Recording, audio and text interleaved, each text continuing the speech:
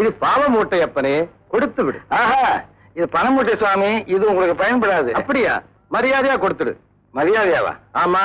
இல்லைன்னா இல்லைன்னா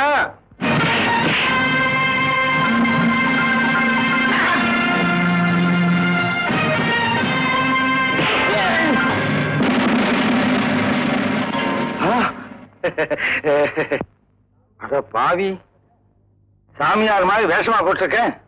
ஏய், உன்னை போல ஆசாமி காலத்தான் நல்ல சாமியார்களுக்கெல்லாம் கெட்ட பேர் வந்திருக்கு. இப்போ வாங்க வாங்க வாங்க வாங்க, இந்த சாமியார் பிடிச்சிட்டீங்களா? இவர் உண்மையான சாமியாருங்க. இவர் தான் ரிப்போர்ட் கொடுத்தாரு. இவர் தான் கொடுத்தாரா? ஆமா. ரொம்ப நன்றி.